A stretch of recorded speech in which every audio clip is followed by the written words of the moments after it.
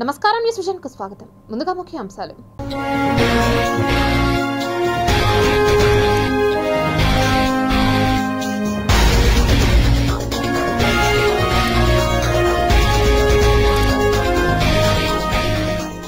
తైవాన్లో భూకంపం, భారీ విపత్తు, సునామీ హెచ్చరికలు జారీ.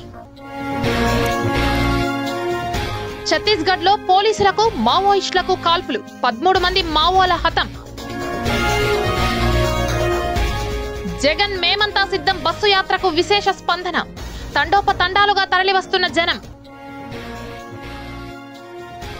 తిరుమల శ్రీవారి దర్శనానికి డైరెక్ట్ లైన్, గంటలో స్వామి దర్శనం. కోదండరామస్వామి ఆలయంలో ఘనంగా కోయిల ఆల్వార్ తిరుమంజనం. ఏప్రిల్ 5 నుండి 13 వరకు బ్రహ్మోత్సవాలు. సచివాలయాలకు క్యూ కట్టిన పెన్షన్దారులు, మండు టెండల్లో వృద్ధుల ఎదురుచూపు.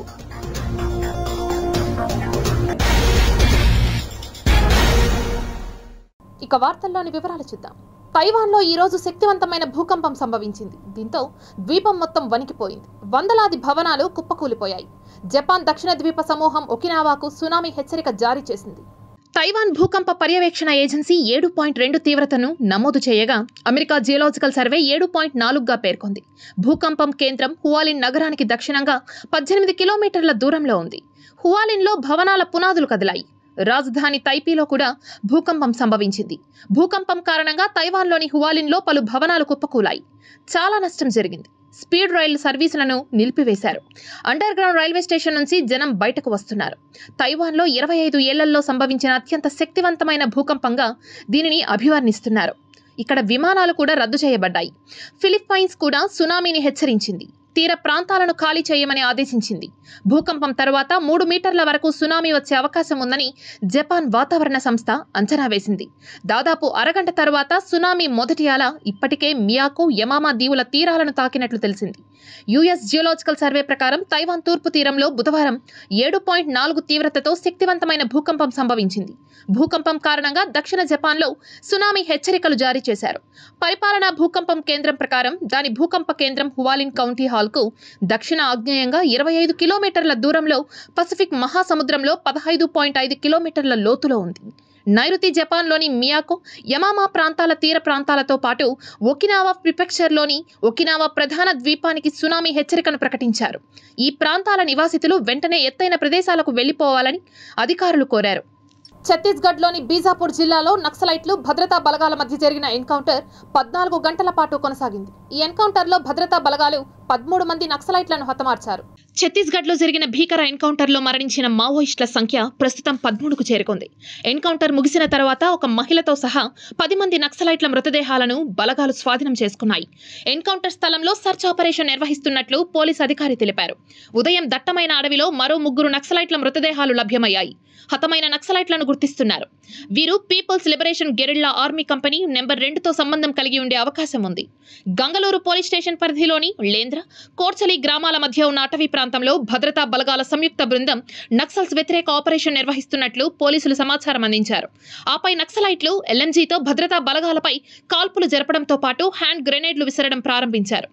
దీంతో భద్రతా దళాలు తమను తాము రక్షించుకొని ఎన్కౌంటర్ ప్రారంభించాయి. దాదాపు 14 గంటల పాటు అడపాదడపా కాల్పులు కొనసాగాయి. దీని తర్వాత 10 మంది నక్సలైట్లు హతమయ్యారు. అనంతరం భద్రతా బలగాలు ఆ ప్రాంతంలో సోదాలు నిర్వహించాయి. ఎన్కౌంటర్ తర్వాత ఒక లైట్ మిషన్ గన్, ఒక 303 రైఫిల్, ఒక 12 బోర్ గన్లు, పెద్ద సంఖ్యలో బ్యారెల్ గ్రెనేడ్ లాంచర్లు, షెల్స్, ఇతర ఆయుధాలు, మందుగుండు సామగ్రిని కూడా స్వాధీనం చేసుకున్నట్లు పోలీసులు తెలిపారు. ఛత్తీస్గఢ్లోని బీజాపూర్ జిల్లా నక్సల్ ప్రభావిత బస్తర్ లోక్సభ నియోజకవర్గ పరిధిలోకి వస్తుంది. ఏప్రిల్ 19వ తేదీన సార్వత్రిక ఎన్నికల మొదటి దశ పోలింగ్ ఇక్కడ జరగనుంది. లోక్సభ ఎన్నికలను ప్రభావితం చేయడానికి నక్సలైట్లు ఆ ప్రాంతంలో మెరుపుదాడి చేసినట్లుగా భావిస్తున్నారు. నక్సలైట్లు ఆ ప్రాంతంలోని పోలింగ్ బూత్లపై ప్రభావం చూపాలని అనుకున్నారు.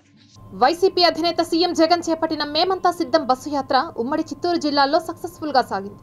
మేమంతా సిద్ధం బస్సు యాత్రకు ప్రజల నుంచి భారీగా స్పందన లభించింది.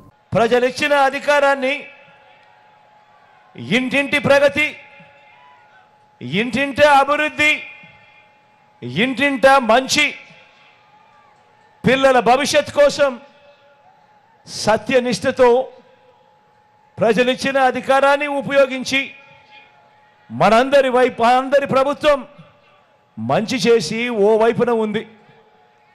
ఇక మరోవైపు చూస్తే గతంలో ఒకసారి కాదు, గతంలో 3 సార్లు అధికారంలో ఉన్నా కూడా ఆ 3 సార్లు కూడా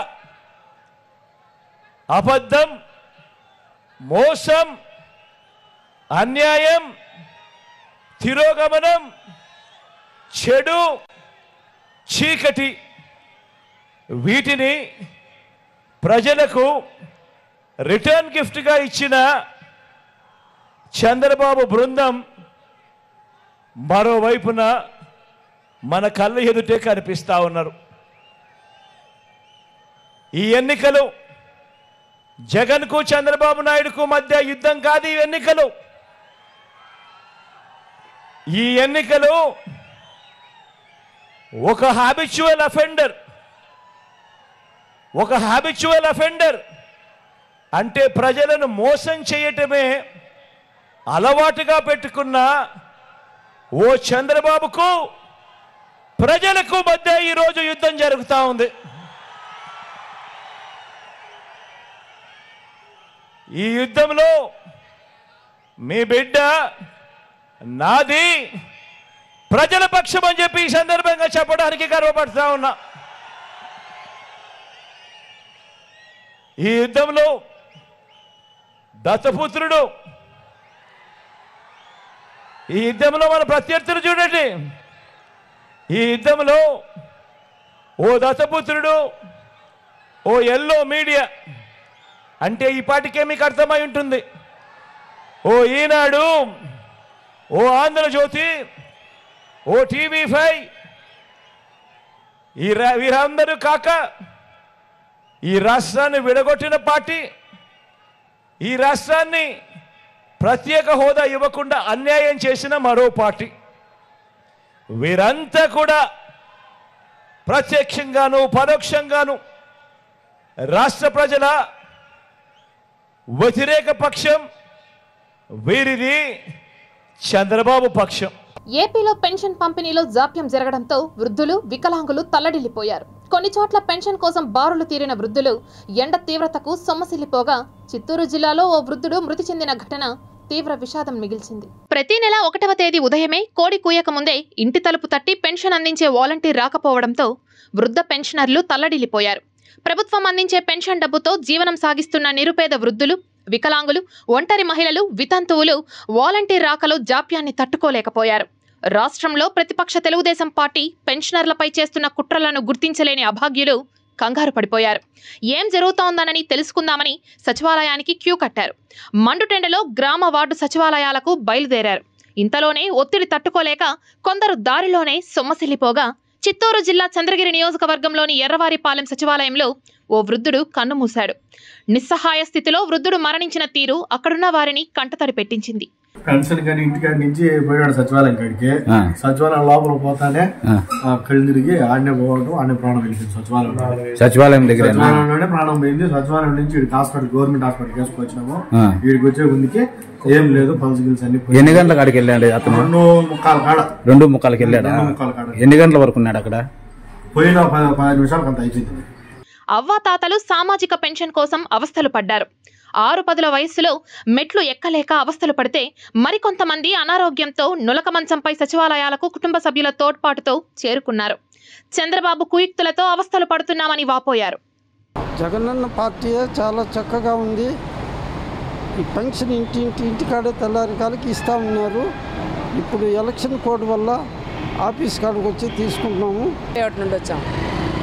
మాకు ఇంటికి వచ్చి ఇస్తేనే మాకు బాగుంది. మా వాలంటీర్లు వచ్చి ఇస్తేనే బాగుంది. కాళ్ళు నొప్పులు, మోకాళ్ళ నొప్పులు, వికలాంగులు, వయసు అయిన వాళ్ళు ఎట్లొచ్చి తీసుకుంటారు? ఎంతసేపు లైన్లో నిలుచుకుంటారు? మాకు వాలంటీర్లు వచ్చి ఇస్తేనే బాగుంది. మాకు ముందు 7 గంటలకు అంత ఇంటికి వచ్చి ఇస్తూ ఉన్నారు.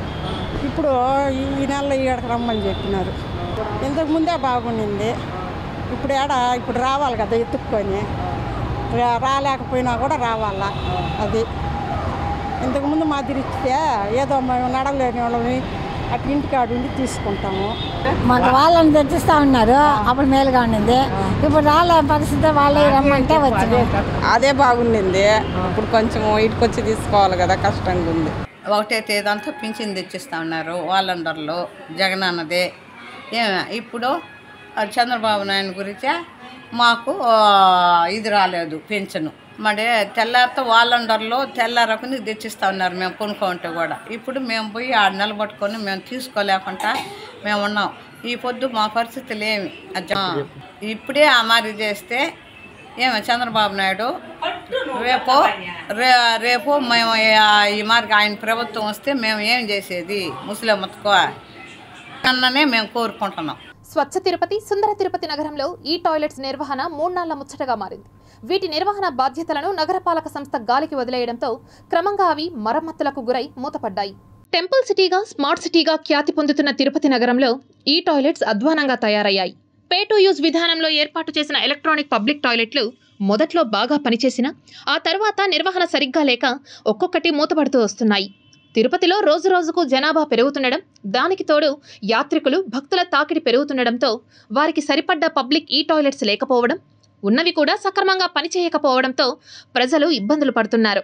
తిరుపతి నగరంలో బహిరంగ మూత్ర విసర్జన నిషేధం ఉన్నప్పటికీ విధిలేని పరిస్థితుల్లో కొంతమంది పురుషులు బహిరంగ మూత్ర విసర్జన చేస్తున్నారు. నిత్యం రద్దీగా ఉండే ప్రాంతాల్లో కూడా కనీసం ఒక్కటంటే ఒక్క ఈ టాయిలెట్ కూడా లేదు. ఆధ్యాత్మిక నగరమైన తిరుపతి వాణిజ్య నగరంగా కూడా పేరొందుతోంది. ప్రభుత్వ అధికారుల నిబంధనల మేరకు దుకాణాల్లో, షాపింగ్ మాల్స్లో తప్పనిసరిగా రెస్ట్ రూమ్లు ఏర్పాటు చేయాలి. కానీ చాలా చోట్ల అలా జరగడం లేదు. ఇందుకు కారణం ప్రస్తుతం ఇక్కడ భూముల ధరలకు అమాంతం రెక్కలొచ్చాయి. గజం భూమి కూడా లక్షల్లో ధర పలుకుతోంది. ఈ కారణంగానే ఉన్న కాస్త స్థలాన్ని కూడా వారి వ్యాపార అవసరాలకు వాడుకుంటున్నారు. ఈ కారణం చేత మరుగుదొడ్ల కోసం ప్రజలు పరుగులు తీయాల్సి వస్తోంది. రద్దీగా ఉండే గాంధీ రోడ్లో గాని, తీర్థకట్ట వీధి, చిన్న బజార్ వీధిలో గాని ఒక్క టాయిలెట్ కూడా లేదు. పండుగలు, పర్వదినాల్లో బట్టలు కొనడానికి, పూజా సామగ్రిని కొనుగోలు చేయడానికి చాలా మంది వస్తూ ఉంటారు. వీరికి రెస్ట్ రూమ్లు లేకపోవడంతో కొనుగోలుదారులు ఇబ్బందులు పడుతున్నారు. సాధారణంగా స్మార్ట్ సిటీలో ప్రతి 100 అడుగులకు ఒక టాయిలెట్ ఉండాలి. కానీ తిరుపతిలో అలా లేదు. ఎక్కడో విసిరి పడేసినట్లు అక్కడక్కడ ఒకటి ఉండడం, ఉన్నది కూడా సక్రమంగా పనిచేయకపోవడంతో ప్రజలు అవస్థలు పడుతున్నారు. ఇప్పటికైనా నగరపాలక సంస్థ అధికారులు స్పందించి మరుగుదొడ్లకు మరమ్మతులు చేసి ప్రజలకు అందుబాటులోకి తీసుకురావాలని ప్రజలు కోరుతున్నారు. సార్, తిరుపతి నగరము స్మార్ట్ సిటీ అంటారు కానీ పేరుకే స్మార్ట్ సిటీగా ఉంది. 100 అడుగులకు ఒక టాయిలెట్ ఉండాలా? ఇక్కడ తిరుపతి నగరంలో టాయిలెట్ లేకుండా సుమారు ఇక్కడ 3 లక్షల మంది జనాభా నివసిస్తూ ఉంటే ఇక్కడ టాయిలెట్లు అనేది లేకుండా చాలా ఇబ్బంది పడుతున్నారు పండగ పూట అయితే అసలు చాలా జనాలు ఎంతో పేషెంట్లు ఉంటారు, షుగర్ పేషెంట్లు ఉంటారు, వీళ్ళంతా ఎంత ఇబ్బందులకు గురవుతున్నారో కనీసం మున్సిపాలిటీ అధికారులకు సీమ కుట్టినట్టు కూడా లేదు. అసలు ఈ టాయిలెట్స్ అయితే సుమారు 10 వరకు కాకుండా అది ఒక్కటి కూడా పనిచేయటం లేదు. ఈ మున్సిపాలిటీ అధికారులు ఏం చేస్తారో అర్థం కావట్లేదు. ఎంతసేపు వీళ్ళకి ఈ ఎలక్షన్ల పైన దీనిపైన ఇచ్చేస్తున్నారు. కానీ ఈ నాయకులకు కానీ, తిరుపతిలో ఉండే రాజకీయ నాయకులు కానీ, ఈ అధికారులు కానీ ఎలక్షన్లు వాళ్ళ స్వలాభం కోసం పనిచేస్తున్నారు. కానీ జనాల సమస్యలు గాలి కుదిలేసి ఇదవుతున్నారు. అసలు టాయిలెట్ లేకుండా అవస్థ పడుతున్నారంటే మున్సిపాలిటీకి సిగ్గుచేటిది. పిల్లలకు తల్లిపాలు వరం లాంటిదని, శిశువు సురక్షితమైన ఆరోగ్యం తల్లిపాలతోనే సాధ్యమని పలువురు వైద్యులు పేర్కొన్నారు. తిరుపతిలోని ప్రభుత్వ ప్రసూతి ఆసుపత్రిలో నూతనంగా ఏర్పాటు చేసిన రోటరీ తల్లిపాల నిధి కేంద్రాన్ని బుధవారం ప్రారంభించారు.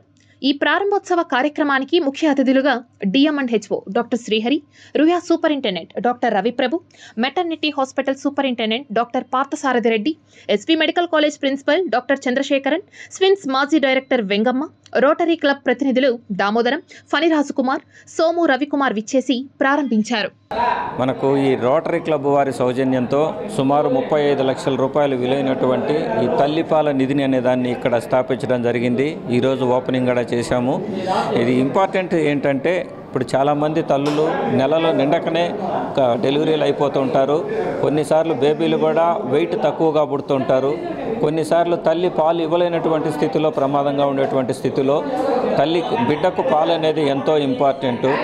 అలాంటి వారికి ఈ పాలను గన సేకరించి స్టోర్ చేసి పెట్టింటే వాళ్ళకు, ఈ బిడ్డలకు అందరికీ దీన్ని ఉపయోగించుకోవచ్చు. శ్రీ కోదండరామస్వామి వారి వార్షిక బ్రహ్మోత్సవాల్లో భాగంగా ఆలయంలో ఏర్పాట్లను పూర్తి చేసింది టీటీడీ. శ్రీ కోదండరామస్వామి వారి వార్షిక బ్రహ్మోత్సవాలు, శ్రీరామనవమి, ఉగాది పర్వదినాలను పురస్కరించుకొని శ్రీ కోదండరామస్వామి వారి ఆలయ మాడవీధులలో క్యూలైన్లను ఏర్పాటు చేశారు. చలువ పందిళ్లు వేశారు. స్వామివారి దర్శనార్థం వివిధ ప్రదేశాల నుంచి వచ్చేటటువంటి భక్తులకు ఎటువంటి అసౌకర్యం కలగకుండా ఆలయం వెలుపల, ఆలయం లోపల తిరుమల తిరుపతి దేవస్థానం ఆధ్వర్యంలో అన్ని ఏర్పాట్లను పూర్తి చేశారు. ఏప్రిల్ 4వ తేదీ రాత్రి అంకురార్పణతో బ్రహ్మోత్సవాలు ప్రారంభమవుతాయి. నేడు రాములవారి ఆలయంలో కోయిలాల్వార్ తిరుమంజనం నిర్వహించారు. ఈ సందర్భంగా ఆలయ అర్చకులు మాట్లాడుతూ తిరుపతి పరిసర ప్రాంతాల నుంచి వచ్చే భక్తులు స్వామివారిని దర్శించుకొని పునీతులు కావాలని ఆలయ అర్చకులు మీడియాకు తెలిపారు. మంగళం కోసలేంద్రాయ మహనీయ గుణాత్మనే చక్రవర్తి తనూజాయ సార్వభౌమాయ మంగళం ఆపదామపహర్తారం ధాతారం సర్వసంపదాం లోకాభిరామం శ్రీరామం భూయో భూయో నమామ్యహం. తిరుపతి శ్రీ కోదండరామస్వామి వారి బ్రహ్మోత్సవములు 5వ తారీఖు ఏప్రిల్ నుండి 13వ తారీఖు చక్రస్నానంతో ముగుస్తుంది. ఈ బ్రహ్మోత్సవం సందర్భముగా స్వామివారికి కోయిలాల్వార్ తిరుంజం అనేటువంటి కార్యక్రమం. కోయిలాల్వార్ తిరుంజము అంటే ఆలయం అంతా కూడా గర్భగుడితో సహా శుభ్రం చేస్తారు. ఈ గర్భగుడిలో పెయింట్ అటువంటి కొట్టకూడదు కాబట్టి పసుపు, చందనము, కుంకుమ, కస్తూరి పసుపుకు, కిచ్చిలిగడ్డ, పచ్చాకు, పచ్చకర్పూరం, నామం కోపులు లాంటి పరిమళ ద్రవ్యాలతో ఒక మిశ్రమంగా కలిపి స్వామివారి సన్నిధంతా కూడా అలుకుతారు. దానితో ఈ స్వామివారి పండుగ ప్రారంభమవుతుంది. ఎండలు మండిపోతున్నాయి. భానుడి ప్రతాపానికి ప్రజలు అల్లాడిపోతున్నారు. తిరుపతి లాంటి దివ్యక్షేత్రంలో చలివేంద్రాలు లేక గుక్కెడు నీటి కోసం విలవిలలాడుతున్నారని సిటీ కేబుల్ ప్రసారం చేసిన కథనానికి ప్రజల నుంచి మంచి స్పందన వస్తోంది. ఆధ్యాత్మిక నగరమైన తిరుపతిలో ఉష్ణోగ్రతలు రోజురోజుకు పెరిగిపోతున్నాయి. శ్రీవారి దర్శనార్థం సుదూర ప్రాంతాల నుంచి వచ్చే భక్తులు, యాత్రికుల తాకిడి వేసవిలో ఎక్కువగానే ఉంటుంది. ఎందుకంటే పరీక్షలు పూర్తి చేసుకున్న విద్యార్థులు మంచి ఫలితాలను సాధించాలని మొక్కుబడులు తీర్చుకోవడానికి కుటుంబ సభ్యులతో కలిసి తిరుపతికి వస్తూ ఉంటారు. ఈ నేపథ్యంలో యాత్రికులకు వేసవి నుంచి ఉపశమనం కలిగించడానికి నగరంలో వివిధ ప్రాంతాల్లో చలివేంద్రాలను ఏర్పాటు చేసేవారు. అయితే ప్రస్తుతం ఆ పరిస్థితి ఎక్కడా కనిపించడం లేదు. దీంతో స్పందించిన సిటీ కేబుల్ సామాజిక బాధ్యతగా భావించి చలివేంద్రాలను విరివిగా ఏర్పాటు చేయాలని ప్రసారం చేసిన కథనానికి విశేష స్పందన లభిస్తోంది. ఒకప్పుడు railway station, bus stand, group theatres, 4 కాళ్ల మండపం, గాంధీ రోడ్డు, కృష్ణాపురం ఠాణా, town club, Balaji colony, Ruia ఆసుపత్రి, అలిపిరి, ఖాదీ కాలనీ వంటి ప్రాంతాల్లో యువకులు పోటీపడి మరీ చలివేంద్రాలను ఏర్పాటు చేసేవారు. ఆ ఉత్సాహాన్ని సిటీ కేబుల్ ద్వారా మళ్లీ తీసుకువచ్చేలా ప్రయత్నం చేయడం పట్ల యాజమాన్యానికి యువకులు కృతజ్ఞతలు తెలియజేశారు. ఈరోజు 10 గంటలు దాటితేనే, ఇంతకుముందు 1 గంట దాటితే ఎండల్లో చాలా కష్టం. కానీ ఈ ఉదయం 9:30 గంటే సూర్యభగవానుడు విపరీతమైన ప్రతాపం చూపిస్తూ ఉన్నాడు. అలాగే వార్తా మీడియాలు కానీ సంస్థలు కానీ కూడా ఈ సంవత్సరం లాస్ట్ ఇయర్ కన్నా కూడా 3 నుంచి 4 డిగ్రీలు ఎక్స్ట్రానే ఉంటాయన్నారు. కాబట్టి మా చిన్నతనంలో కానీ 5 ఏళ్ల క్రితం కానీ 2 ఏళ్ల క్రితం కానీ చూస్తే చలివేంద్రాలు స్వచ్ఛంద సంస్థలు వచ్చి ముందుకు వచ్చి ప్రతి వీధిలోనూ పెడుతూ ఉండేవి. అయితే ఇది స్వచ్ఛంద సంస్థలు కొన్ని అడ్డంకులైనా సరే ఏదైనా చేయాలంటే ఆ దేవదేవుని ఆశీస్సులతోనే ఇక్కడ జరుగుతూ ఉంటాయి. కాబట్టి అటు టీటీడీ కానీ, అటు కార్పొరేషన్ అధినేతలు కానీ, స్వచ్ఛంద సంస్థలు కానీ ప్రతి కూడల్లో కూడా చలివేంద్రాలు ఏర్పాటు చేయవలసిన ఆవశ్యకత, అవసరం చాలా ఉంది. శ్రీ పద్మావతి మహిళా విశ్వవిద్యాలయంలో రాష్ట్ర స్థాయి రౌండ్ టేబుల్ కాన్ఫరెన్స్ ని నిర్వహించారు.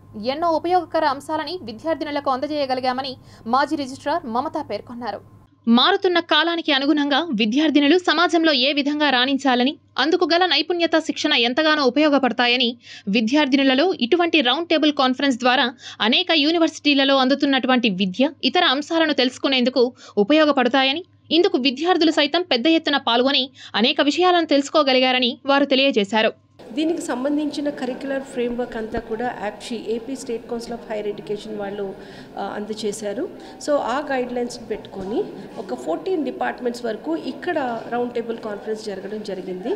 దీంట్లో భాగంగా ఏంటంటే heads, chairpersons of the Board of Studies and all the members of the Board of Studies, and not only that, experts from concerned subject from outside universities were called, and interactions were made on the roundtable conference, and a curriculum framework is being developed.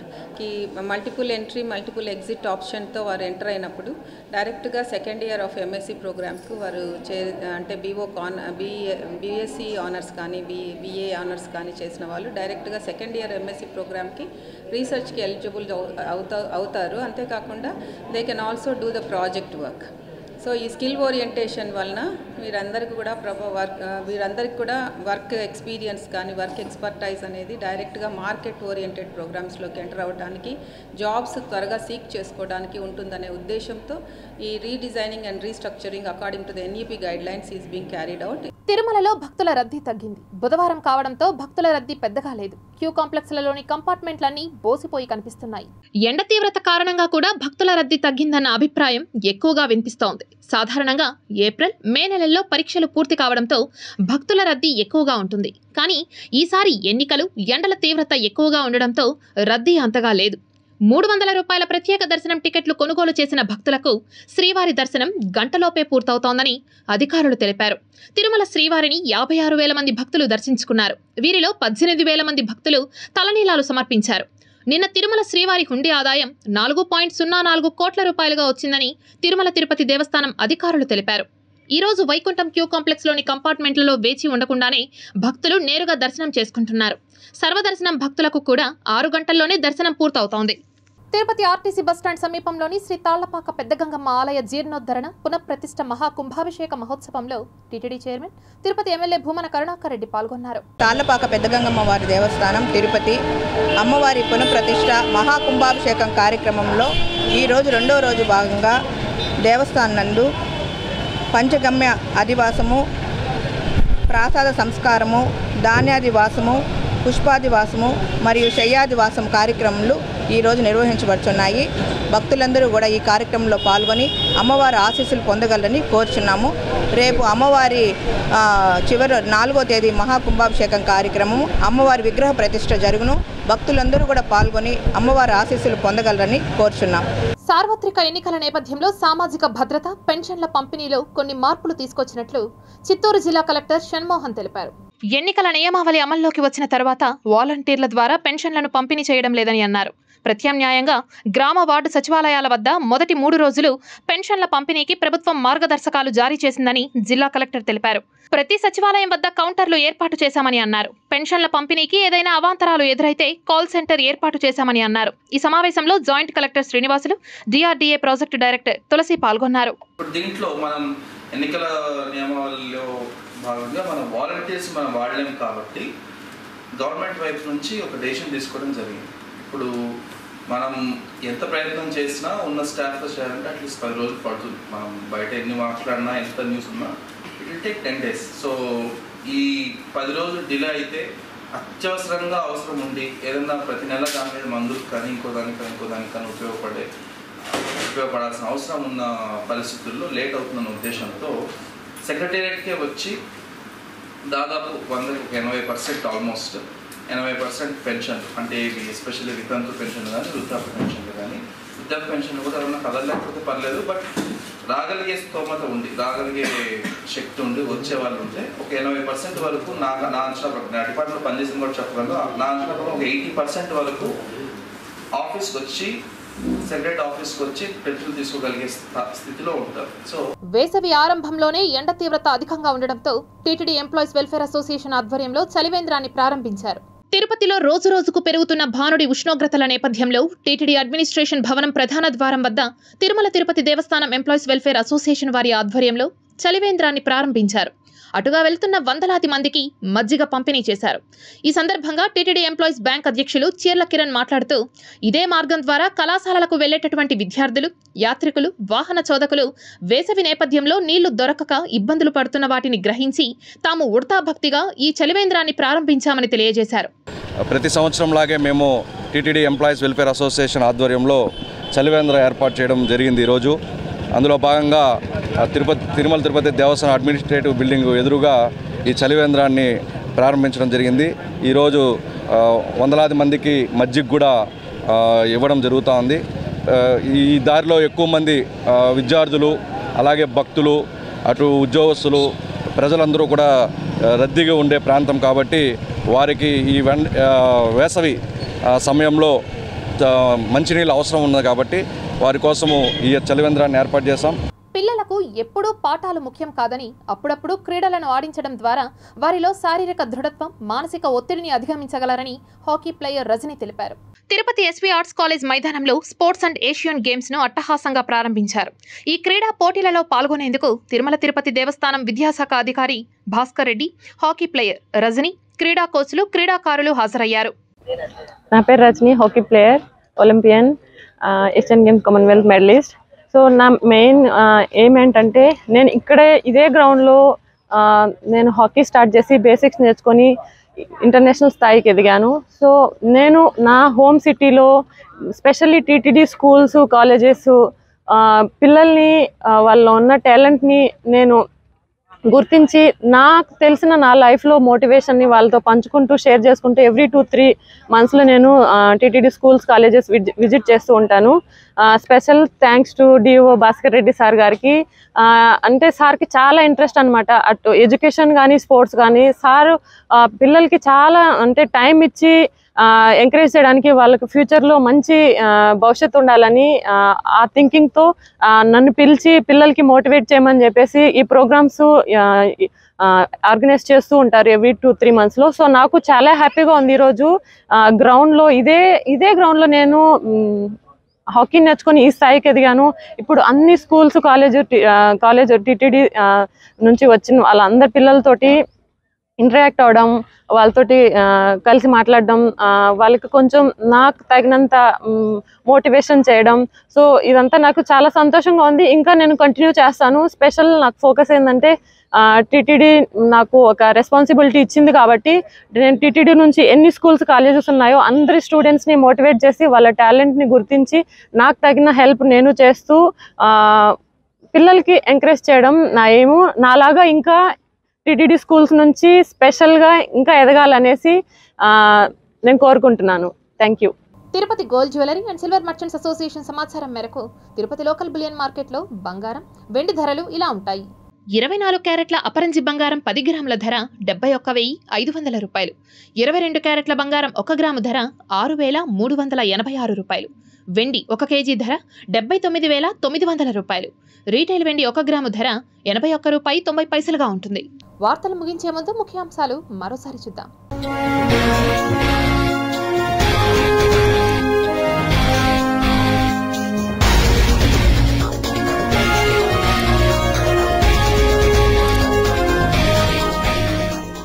తైవాన్లో భూకంపం, భారీ విపత్తు, tsunami హెచ్చరికలు జారీ. ఛత్తీస్గఢ్లో పోలీసులకు మావోయిస్టులకు కాల్పులు, 13 మంది మావోల హతం.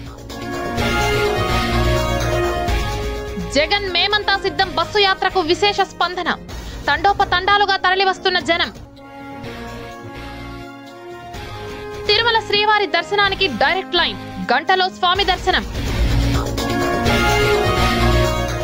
కోదండరామస్వామి ఆలయంలో ఘనంగా కోయిల ఆల్వార్ తిరుమంజనం. ఏప్రిల్ 5 నుండి 13 వరకు బ్రహ్మోత్సవాలు. సచివాలయాలకు క్యూ కట్టిన పెన్షన్దారులు, మండు టెండల్లో వృద్ధుల ఎదురుచూపు.